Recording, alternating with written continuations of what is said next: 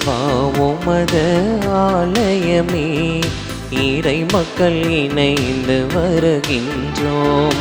இறைவா உமது ஆலயமே, இறை மக்கள் இணைந்து வருகின்றோம்.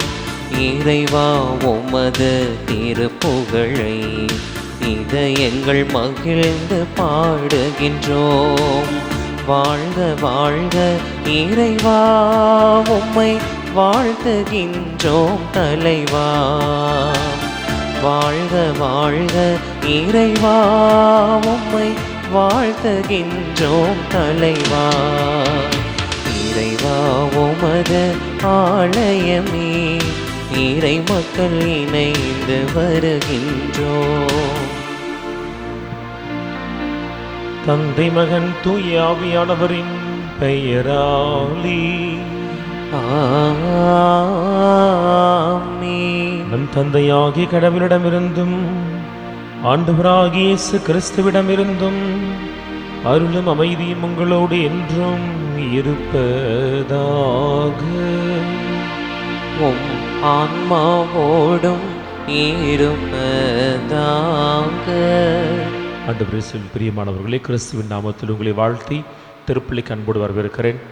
திருத்தூதர் மத்தியாவினுடைய விழாவை சிறப்பிக்கிற இந்த நாளில் மறைசாட்சியாக ஆண்டவருக்காய் தன் உயிர் நீர்த்த நம்முடைய திருத்துதர் வழியாக நம்முடைய தேவைகளை ஆண்டவருடைய பாதம் சமர்ப்பிப்போம். இயேசுவுடைய கனவுகளை தன் வாழ்வில் தாங்கிச் சுமந்தவராய் ரத்தம் சிந்தி இருக்கிற நொடிப்பொழுது வரை அவருக்காய் உண்மையோடு வாழ்ந்த இந்த நீதிமானின் குரல் நமக்காய் அவருடைய சன்னிதானத்தில் ஒலிப்பதாகும். இந்த தூய மறைபொருளை தகுதியோடு ஒப்புக்கொடுக்க தடையாக இருக்கும் பாவங்கள் பலவீனங்களை ஏற்று மனம் வருந்துவோம், மன்னிப்பை கேட்போம். எல்லாம் வல்ல இறைவனிடமும் சகோதர சகோதரிகளே, உங்களிடமும் நான் பாவியினை ஏற்றுக்கொள்கின்றேன். ஏனெனில் என் சிந்தனையாலும் சொல்லாலும் செயலாலும் கடமையில் தவறியதாலும் பாவங்கள் பல செய்தேன். என் பாவமே என் பாவமே என் பெரும் பாவமே. ஆகையால் எப்போதும் கன்னியான புனித மரியாவையும் வானதூதர் புனிதர் அனைவரையும் சகோதர சகோதரிகளே உங்களையும் நம் இறைவனாகிய ஆண்டவரிடம் எனக்காக வேண்டிக் கொள்ள மன்றாடுகின்றேன். எல்லாம் உள்ள இறைவன் நம்பி இரக்கம் வைத்து நம் பாவங்கள் பலவீனங்கள் எல்லாவற்றையும் மன்னித்து நம்மை நிலை வாழ்வுக்கு அழைத்துச் செல்வாராக. ஆமென்.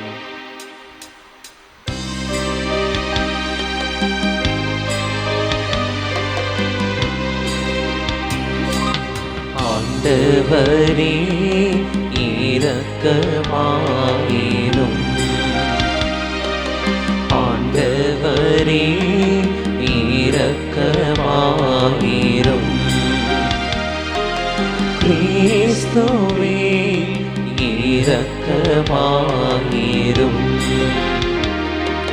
கிறிஸ்துவே இரக்கமாயிரும். ஆண்டவரே இரக்கமாயிரும். ஆண்டவரே இரக்கமாயிரும்.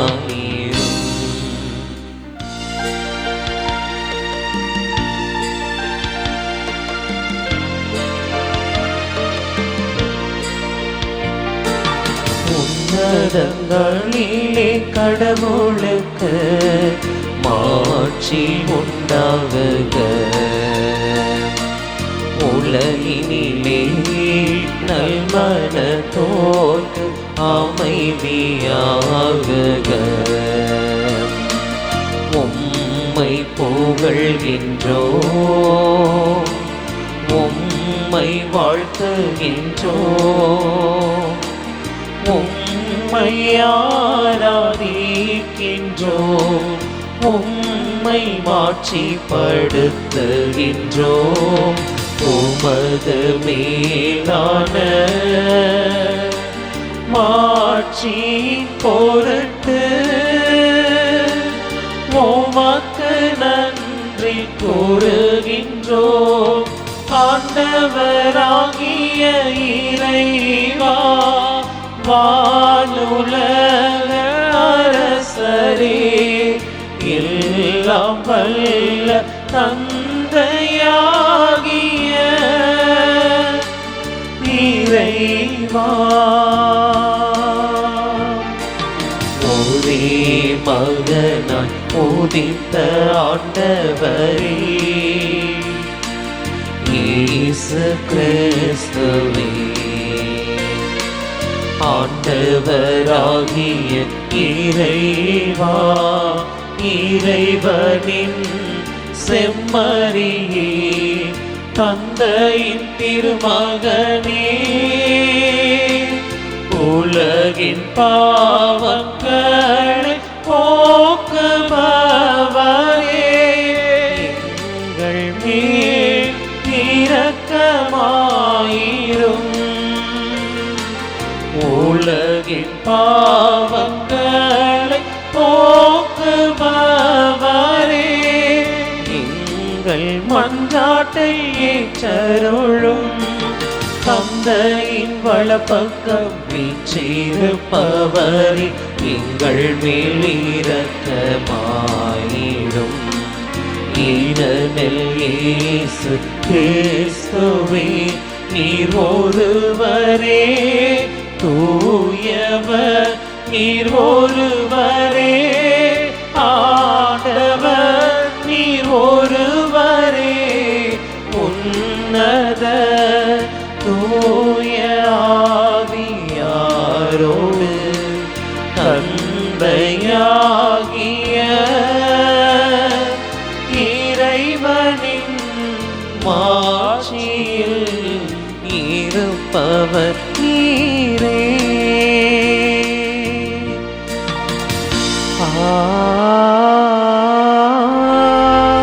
ஆமென். மன்றாடுவோமாக. இறைவா, புனித மத்தியாவை திருத்தூதர் குழுமத்தில் இணைத்துக் கொண்டீரே.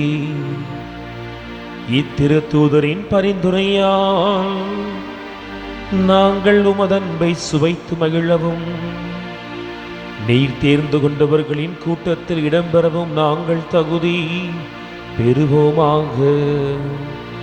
எங்கள் ஆண்டவராகிய இயேசு கிறிஸ்து வழியாக உம்மை மன்றாடுகின்றோம்.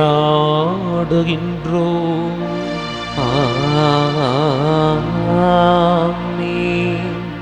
சீட்டு மத்தியா பெயருக்கு விழவே அவர் 11 திருத்தூதர்களோடு சேர்த்து கொள்ளப்பட்டார். திருத்தூதர் பணிகள் நூலிலிருந்து முதல் வாசகம். அதிகாரம் 1, இறை வார்த்தைகள் 15 தொடங்கி 17 முடிய மற்றும் 20 தொடங்கி 26 முடிய. ஒரு நாள் ஏறக்குறைய 120 சகோதரர் சகோதரிகள் ஒரே இடத்தில் கூடியிருக்கும்போது பேதுரு அவர்கள் நடுவே எழுந்து நின்று கூறியது, அன்பர்களே, இயேசுவை கைது செய்தவர்களுக்கு வழிகாட்டிய யூதாசை குறித்து தூய ஆவியார் தாவீதின் வழியாக முன்னுரைத்த மறைநூல் வாக்கு நிறைவேற வேண்டி இருந்தது. அவன் நம்மில் ஒருவராய் எண்ணப்பட்டு நாம் ஆற்றும் பணியில் பங்கு பெற்றிருந்தான். திருப்பாடல்கள் நூலில் அவன் வீடு பாழாவதாக, அதில் எவரும் குடி புகாதிருப்பாராக என்றும், அவனது பதவியை வேற்றொருவர் எடுத்து கொள்ளட்டும் என்றும் எழுதப்பட்டுள்ளது. ஆகையால் ஆண்டவர் இயேசுவின் உயிர்த்தெழுதலுக்கு சாட்சியாய் விளங்க அவர் நம்மிடையே செயல்பட்ட காலத்தில் நம்மோடு இருந்த ஒருவரை சேர்த்து கொள்ள நாம் கூடி வர வேண்டியது தேவையாயிற்று.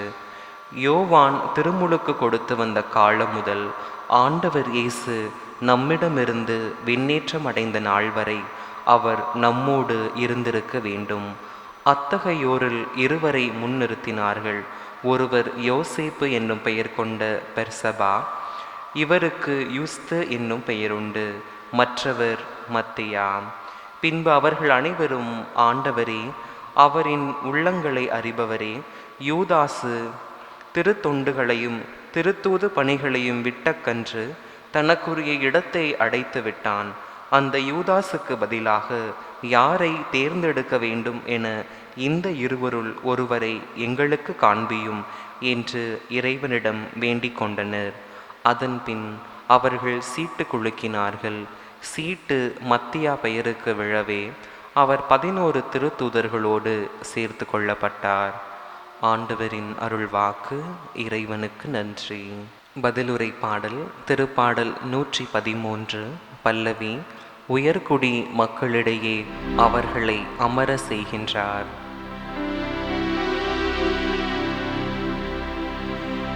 உயர்குடி மக்களிடையே அவர்களை அமர செய்கின்றார். உயர்குடி மக்களிடையே அவர்களை அமர செய்கின்றார். ஆண்டவரின் ஊழியர்களே அவரை புகழுங்கள், அவரது பெயரை போற்றுங்கள். ஆண்டவரது பெயர் வாழ்த்த பெறுவதாக, இப்பொழுதும் எப்பொழுதும் வாழ்த்த பெறுவதாக.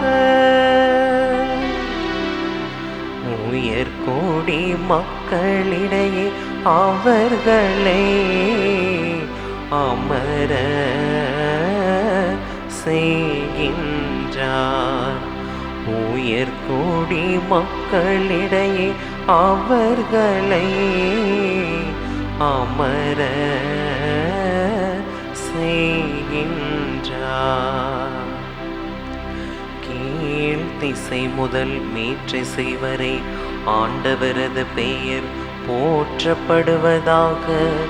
மக்களினங்கள் அனைத்திற்கும் ஆண்டவர் மேலானவர். வானங்களையும் விட உயர்ந்தது அவரது மாட்சி. நம் கடவுளாகிய ஆண்டவருக்கு நிகர் யார்? அவர் போல வானளாவிய உயரத்தில் வீற்றிருப்பவர் யார்? அவர் வானத்தையும் வையகத்தையும் குனிந்து பார்க்கின்றார். உயர்குடி மக்களிடையே அவர்களை அமர செய்கின்றார். உயர்குடி மக்களிடையே அவர்களை அமர செய்கின்றார்.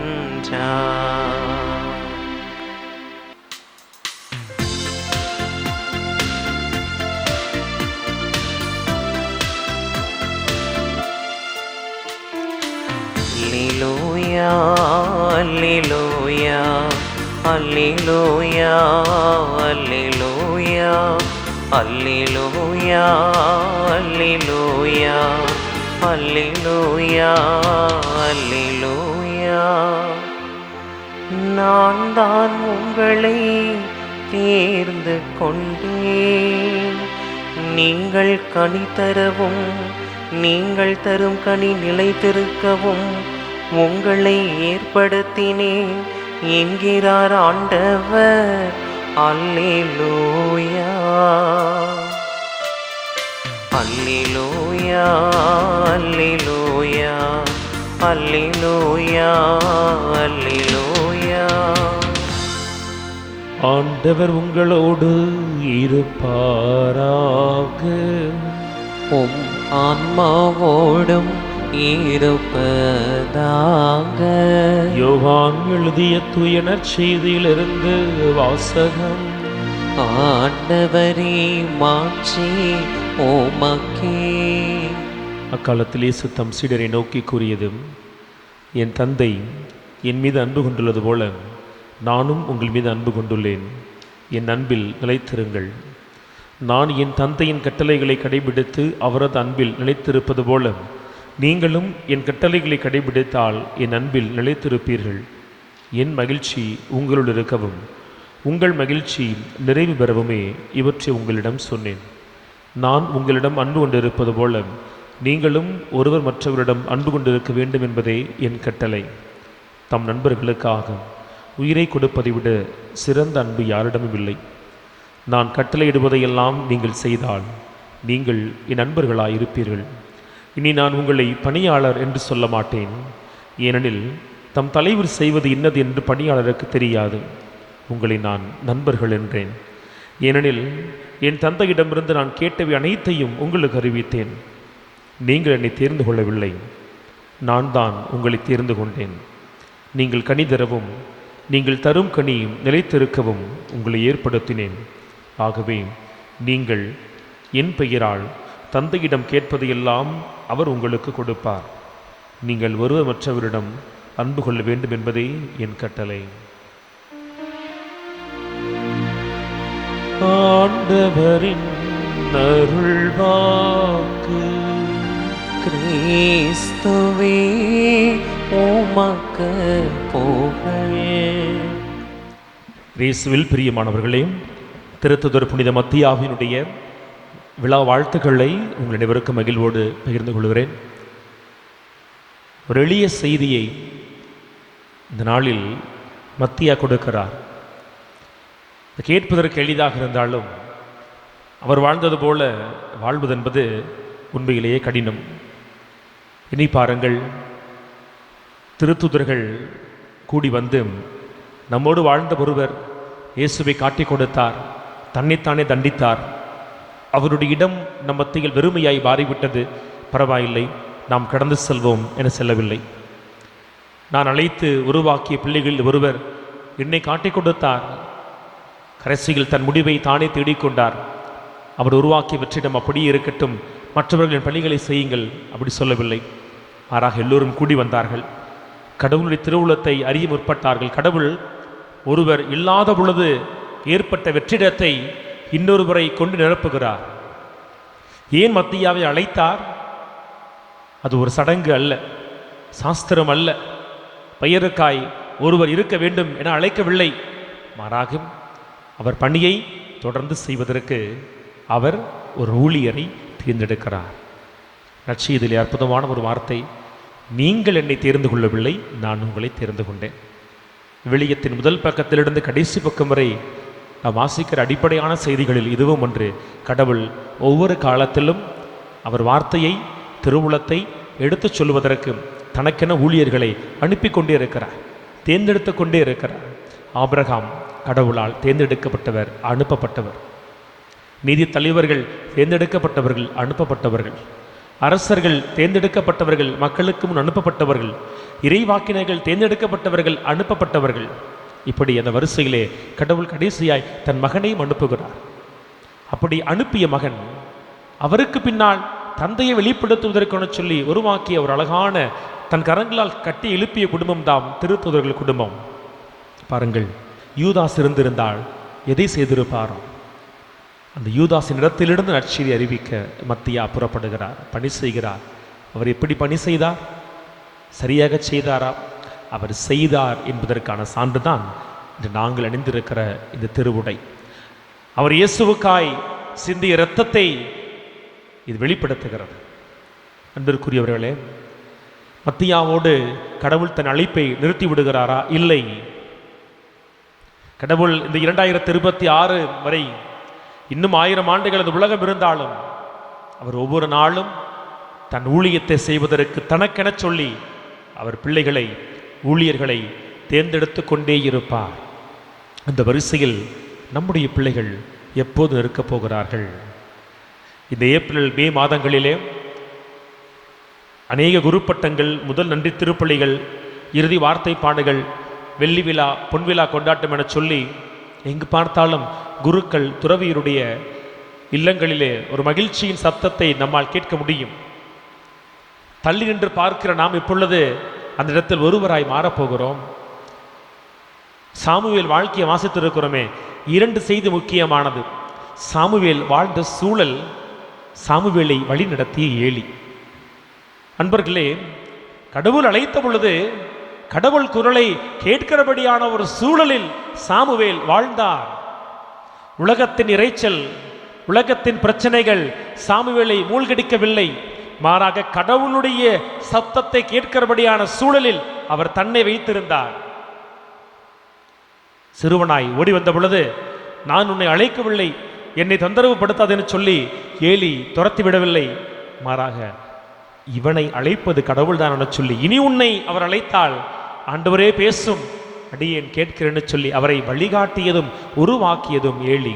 இந்த ரெண்டு சூழலும் எந்த இடத்தில் இருக்கிறதோ அந்த இல்லத்திலிருந்து ஒரு மத்தியாவை ஆண்டவர் இந்த காலத்தில் தேர்ந்தெடுப்பார்.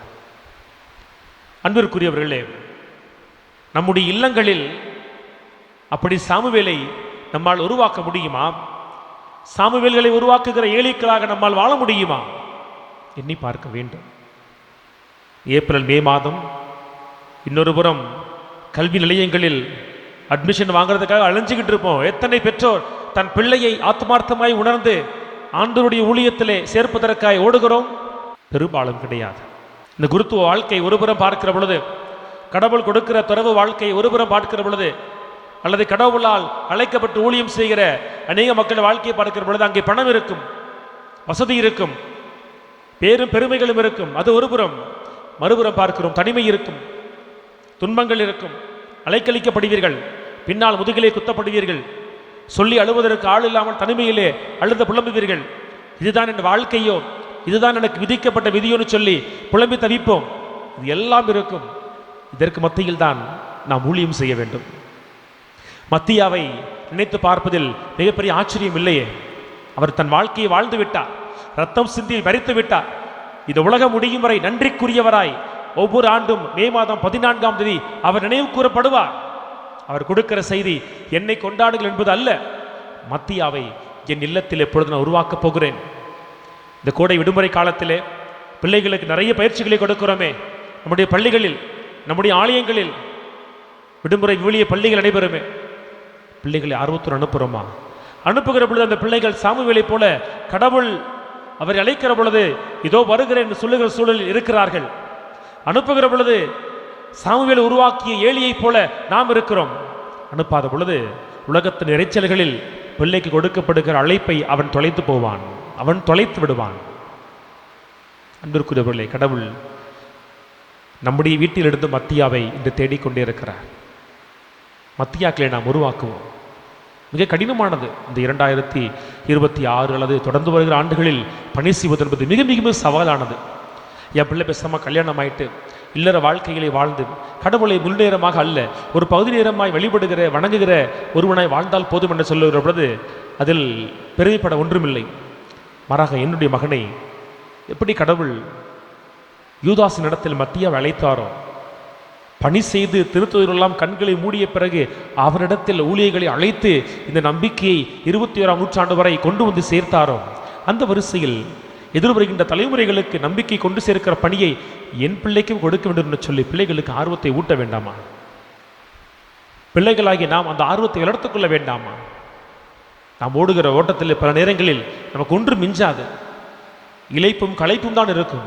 ஆனால் மனதிற்குள் நாம் அனுபவிக்கிற ஒரு நிறைவு இருக்குது பார்த்தீங்களா, திருப்தி இருக்குது பார்த்தீங்களா, அதற்கு ஈடு இணை வேறு எதுவுமே கிடையாது. ஒவ்வொரு முறை நற்கருணை ஆராதனை வைக்கிற பொழுது அவருக்கு முன்னால் முழந்தால் படியிட்டு நற்கருணை கரத்தில் எடுத்து மக்களுக்கு ஆசி வழங்குகிறோமே, அதை விட மேலான பாக்கியத்தை எந்த பணி நமக்கு கொடுத்து விட முடியும்? உலகத்தின் மிக உயர்ந்த பணிகளில் அமர்ந்து ஆயிரக்கணக்கான லட்சக்கணக்கான மனிதர்களை வேலை வாங்கலாம். ஆனால் இந்த பலிபிடத்தில் இயேசுவின் இடத்தில் நின்று கொண்டு இதோ என் உடல் என் ரத்தம் என சொல்லி அவருக்காய் பலியாகிற பாக்கியமான வாழ்க்கை எத்தனை பேருக்கு கிடைக்கும்? அப்படி கிடைக்க வேண்டும் என்று சொல்லிதான் இயேசு இன்றும் மத்தியாக்களை நம் இல்லத்தில் தேடிக்கொண்டிருக்கிறார். ஆனால் நாம் பிள்ளைகளை மத்தியாவை மாற்ற விரும்புவதில்லை, அனுமதிப்பதில்லை. அன்பிற்குரியவர்களே, கடவுள் தெரிந்தே ஒரு மகனை ஒரு மகளை ஒரு குடும்பத்திலிருந்து அவர் பிடுங்கி எடுக்கிறார்னு சொன்னான். எங்கோ ஒரு இடத்தில் அவன் கனி கொடுக்கும்படியாக நட்டு வைக்க இருக்கிறார். இன்றைக்கு நற்செய்தியில் அருமையாய் சொல்லுகிறார், நீங்கள் கனி தர வேண்டும், அந்த கனி நிலைத்திருக்க வேண்டும். கடவுள் நம்மை பிடுங்குவது போல தோன்றும், கடவுள் உங்கள் பிள்ளைகளை பிடுங்குவது போல தோன்றும். ஐயோ, குடும்பத்திலிருந்து புள்ள போயிருமே. கடந்த வாரம் ஒரு துறவில்லத்திற்கு வகுப்பெடுக்க போயிருந்தேன்.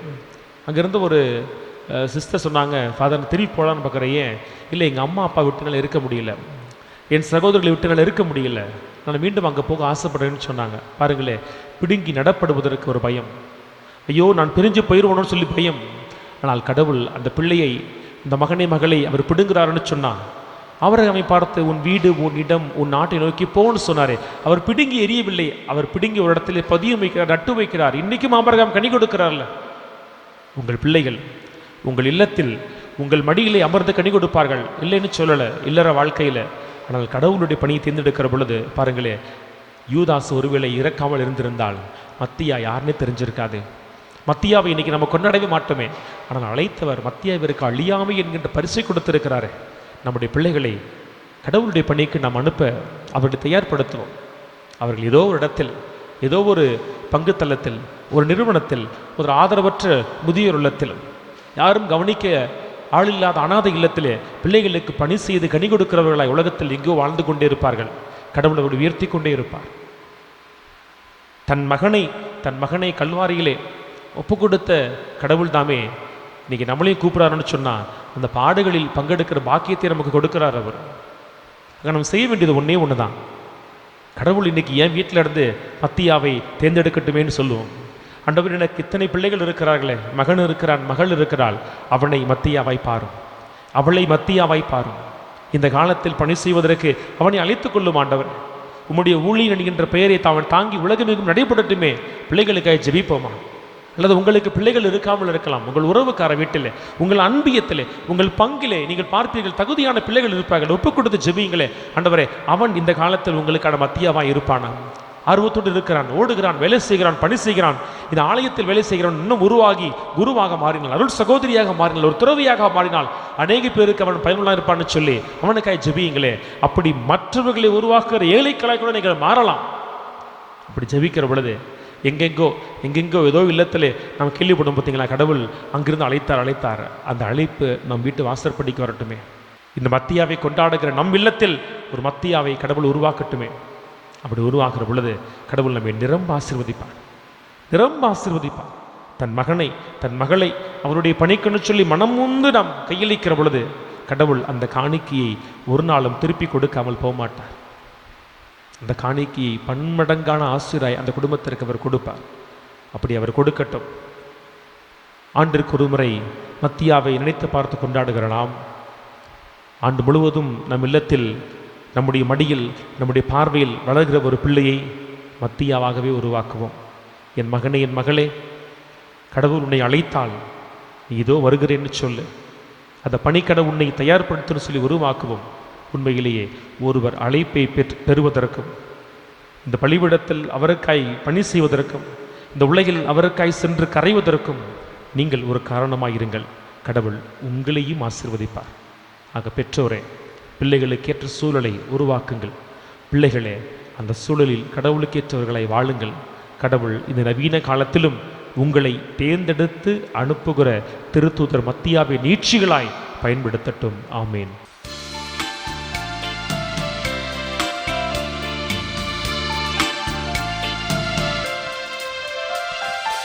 என்னை தருவேன் உமக்காக, உம்மில் இணைவேன் பலியாக. என்னை தருவேன் உமக்காக, உம்மில் இணைவேன் பலியாக. நூறுங்கொண்ட இதயத்தை விரும்பிடும் தெய்வமே, உடைந்திட்ட உள்ளமதை நாடிடும் அன்பரே, உமக்காய் உம்மில் வாழ ஆசிக்கின்றேன். என்னை தருவேன் உமக்காக, உம்மில் இணைவேன் பலியாக.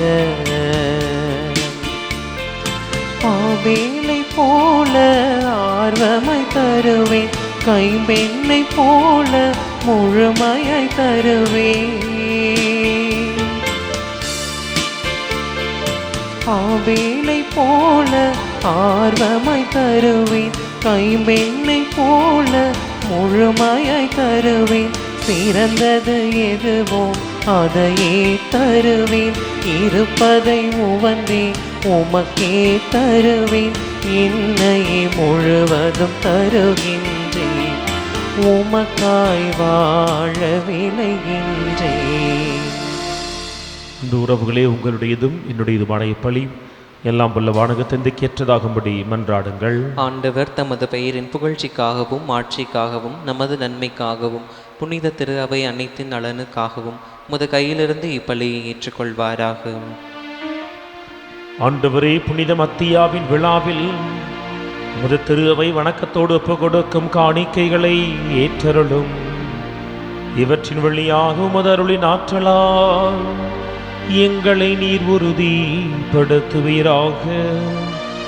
எங்கள் ஆண்டவராகிய இயேசு கிறிஸ்து வழியாக உம்மை மன்றாடுகின்றோம்.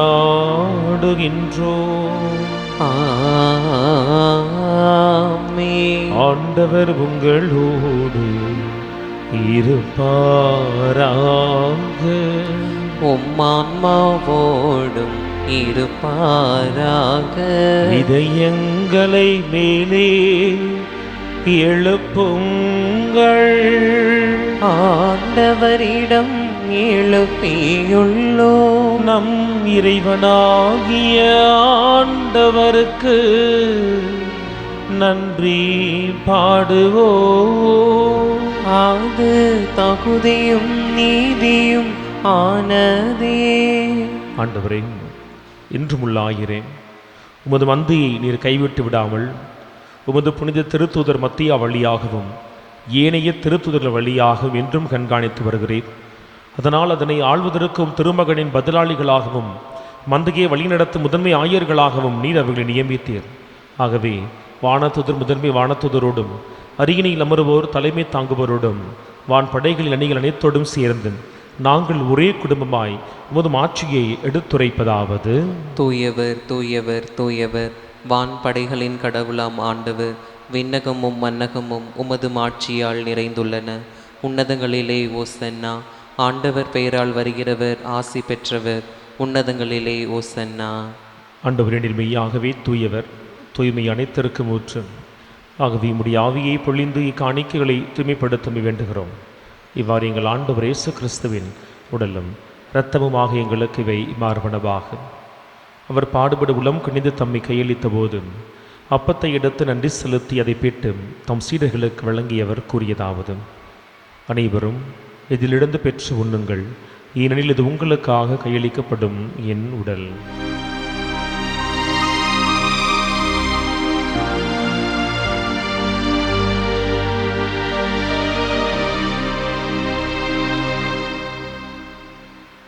அவ்வண்ணமே இரவு விருந்தை அருந்திய பின் கிண்ணத்தையும் எடுத்து மீண்டும் நமக்கு நன்றி கூறி தாம் சீடர்களுக்கு வழங்கியவர் கூறியதாவது: அனைவரும் இதிலிருந்து பெற்று பருகுங்கள், ஏனெனில் இது புதிய நிலையான உடன்படிக்கைக்கு உரிய என் இரத்தத்தின் கிண்ணம்.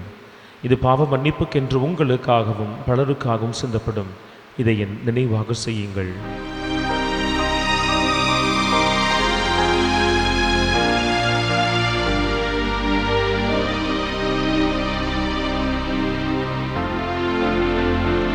நம்பிக்கையின் மறைபொருள். ஆண்டவரே, நீர் வருமளவும் உமது இறப்பினை அறிக்கையிடுகின்றோம். உமது உயிர்ப்பினையும் எடுத்துரைக்கின்றோம். ஆகவே ஆண்டவரே, நாங்கள் கிறிஸ்துவின் பாஸ்காவின் நினைவு கூர்ந்த வாழ்வை மீட்பு வழங்கும் அப்பத்தோடும் கிண்ணத்தோடும் எங்கள் வேண்டுதலை உம்முடைய திருப்பலிபீடத்தில் ஒப்புக் கொடுக்கிறோம். ஆண்டவரே, உம்முடைய மேலான பேரிரக்கத்தால் பலவீனமான பாவிகளான எங்களை திருமுன்னின்று ஊழியும் அழைத்து கொண்டே நன்றி சொல்லுகிறோம். உட்கொள்ளுகிற இயேசு கிறிஸ்துவின் திருவுடலும் திருரத்தமும் தூய் ஆவியானோட வல்லமையினால் உம்முடைய திரு சன்னிதானத்தில் எங்களை ஒன்று சேர்ப்பதாக. ஆண்டவரே, உலகெங்கும் பரவியிருக்கும் உம்முடைய திருவையை நினைவு கூர்ந்தருளும். திருத்தந்தை சிங்கராயர், எங்கள் ஆயர் ஆரோக்கியராஜியனை ஆயர்கள் குருக்கள் துறவியர் நிறைவாய் ஆசீர்வதிப்பீராக. உயிர்த்தலும் எதிர்நோக்குடன் துயில்களும் எங்கள் சகோதர சகோதரிகளையும் இறந்தோர் அனைவரையும் இரக்கத்துடன் நினைவு கூர்ந்து உடைய திருமுக ஒளியின் ஏற்றருளும். எங்கள் அனைவர் மீதும் இரக்கமாயிரும். கடவுளின் கன்னித்தாயான புனித மரியா, அவருடைய கணவரான புனித யோசேப்பு, புனித திருத்தூதர்கள், இவ்வுலகிலும் குகந்தவராய் இருந்தோராக எல்லா புனிதரோடு நாங்கள் நிலை வாழ்வில் பங்கு கொள்ளும் தகுதி பெற்று திருமகனும் எங்கள் மீட்பெருமான இயேசு கிறிஸ்து வழியாக உம்மை புகழ்திரும் வரம் வருள இறைஞ்சி மன்றாடுகிறோம்.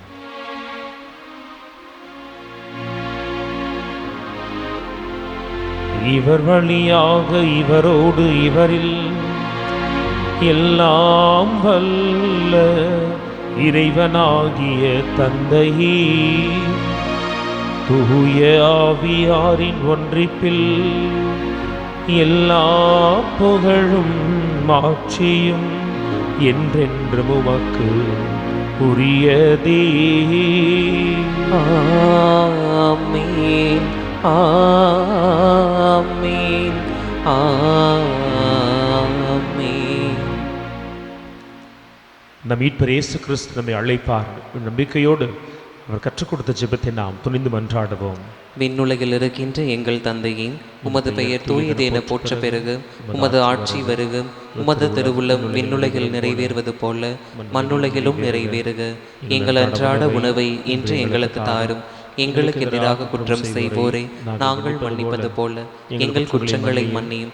எங்களை சோதனைக்குட்படுத்தாதேயும், தீமையிலிருந்து எங்களை விடுவித்தருளும். ஆண்டவரே, உலகம் தர முடியாத உம்முடைய அமைதி எங்கள் மத்தியில் நிறைவாய் குடிகொள்வதாகும். ஆண்டவரே, குடிகொள்ளுகிற உம்முடைய அமைதி ஆண்டவரே எங்கள் பலவீனத்தால் விலகிச் செல்லுகிறது. அமைதி இல்லாமல் தவிக்கிற எங்கள் உள்ளத்தில் உம்முடைய அமைதி என்னாலும் நீங்காது குடிகொள்ளச் செய்வீராக. என்றென்றும் வாழ்ந்து ஆட்சி செய்கின்றவர் நீரே. ஆமென். ஆண்டவர் இயேசு கிறிஸ்துவினுடைய அமைதி உங்கள் அனைவரோடும் என்றும் இருப்பதாக. உம் ஆன்மாவோடும் இருப்பதாக. ஒருவருக்கொருவர் கிறிஸ்துவின் அமைதியை பகிர்ந்து கொள்வோம். உலகின் பாவங்களை போக்கும் இறைவனின் செம்மறியே, எங்கள் மேல் இரக்கமாயிரும். உலகின் பாவங்களை போக்கும் இறைவனின் செம்மறியே, எங்கள் மேல் இரக்கமாயிரும். உலகின் பாவங்களை போக்கும் இறைவனின் செம்மறியே, எங்களுக்கு அமைதியை அளித்தருளும். இது இறைவனின் செம்மறி. இவர் தாமே நம்மை அழைக்கிறவர், அழைப்பில் உறுதிப்படுத்துகிறவர். திருவுடலாய் நமக்குள் இழந்து வருகிறார். இவருடைய திருவிருந்துக்கு அழைக்கப்பெற்ற நாம் அனைவரும் பேறு பெற்றவர்கள். ஆண்டவரே, நீர் நிலத்தில் எழுந்தருள நான் தகுதியற்றவன். ஆனால் ஒரு வார்த்தை மட்டும் சொல்லி அருளும், எனது ஆன்மா நலமடையும்.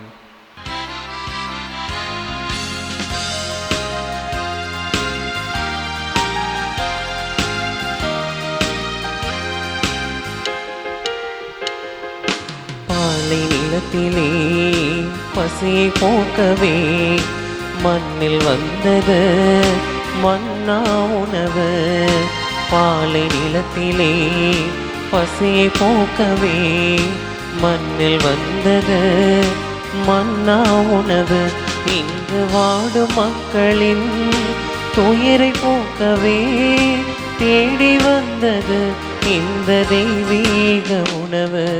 வருவோம் சமத்துவ உறவிலே, பெறுவோம் இறைவனின் அருளையே. வருவோம் சமத்துவ உறவிலே, பெறுவோம் இறைவனின் அருளையே. இயேசு தரும் விருந்திது உண்ண வாருங்கள், இறையரசின் உணவிது பகிர்ந்து கொள்ளுங்கள். இயேசு தரும் விருந்திது உண்ண வாருங்கள், இறையரசின் உணவிது பகிர்ந்து கொள்ளுங்கள். நன்றி கூறி மன்றாடுவோமாக. ஆண்டவரே, உமது குடும்பத்தை விண்ணக கொடைகளால் தொடர்ந்து நிரப்பியருளும். திருத்தூதரான புனித மத்தியா எங்களுக்காக பரிந்து பேசுவதால் புனிதர்களோடு எங்களுக்கு பங்களித்து உமது பேரொளியில் எங்களை ஏற்றருள்வீராக. எங்கள் ஆண்டவர் ஆகிய இயேசு கிறிஸ்து வழியாக உம்மை மன்றாடுகின்றோம். ஆமென். ஆண்டவர் உங்களோடு இருப்பாராக. உம் ஆன்மாவோடும் இருப்பாராக. எல்லாம் வல்ல இறைவன் தந்தை, மகன், தூய ஆவியார் உங்கள் அனைவரையும் நிறைவாக ஆசீர்வதிப்பாராக.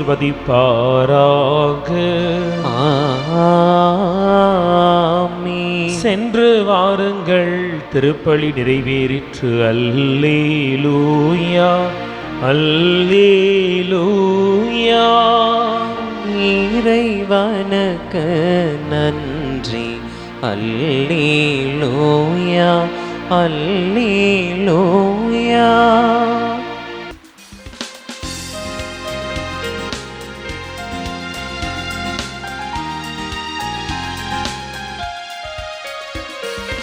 அமைதியை பொழியும் உம் திருமுகத்தை நாங்கள் காண்கையிலே அமைதியை பொழியும் உம் திருமுகத்தை நாங்கள் காண்கையிலே சுமைகளை மறந்தோம், சுகம் பல அறிந்தோம். சுந்தர தாய் மரியே, அம்மா உந்தன் மாண்பு கண்டோம். அன்னை உன் திருத்தலத்தில் வரும் அடியவர்க்கு நீயும் தயை புரிந்தாய் மாறா அன்பாலே. அம்மா உந்தன் மாண்பு கண்டோம், அன்னை உன் திருத்தலத்தில். தந்தை, மகன், தூய ஆவியின் பெயராலே ஆமென்.